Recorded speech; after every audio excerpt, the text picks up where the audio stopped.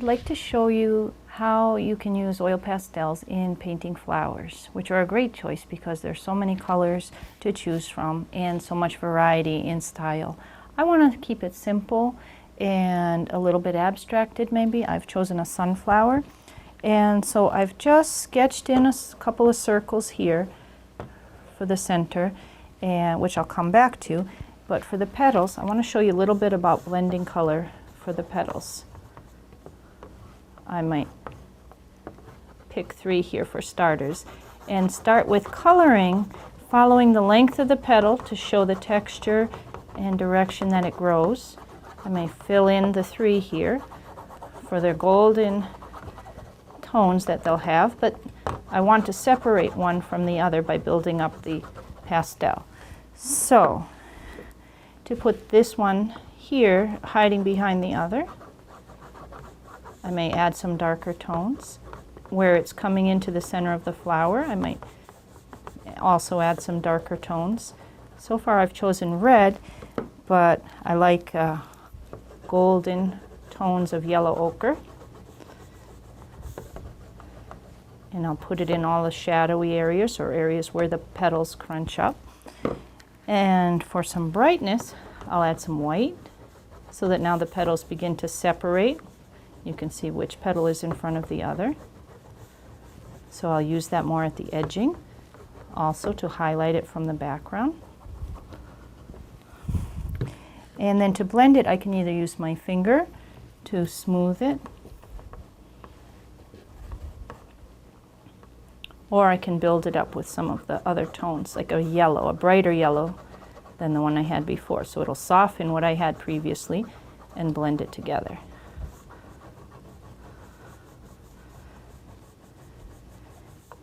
You can see by applying one main color over everything, it tends to unify the tones.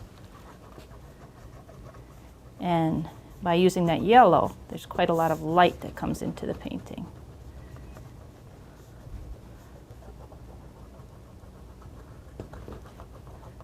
So it's pretty much the first layer I'm putting in here, what you might call the underpainting, but it gives me an overall feeling of where I'm going with it. After I complete that part, I may blend it slightly to see what I have,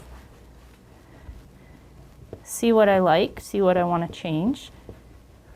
This, for example, I want to make sure this petal is behind the other, so I make sure that it's darker. I want to plant the petals into the center of the flower here. I think I'll add a little more brown towards the base. I'll separate those petals one more time. And you can see some of it is thinner and thicker than the others, and that's just part of the process. You need to thicken it where you see there's too much streakiness, and usually by adding a lighter color, that will smooth it over.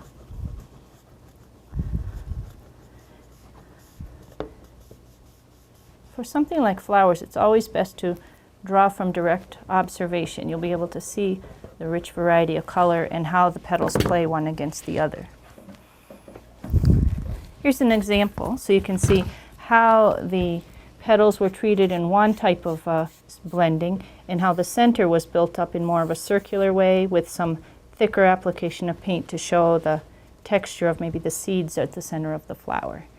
The background was very, very simple, but it wasn't just laid in with one tone of blue. There were several tones and some white applied to it to make it atmospheric. And to separate the green leaves from the background, you notice some highlights of yellow were applied so that the leaves would pop forward from the background.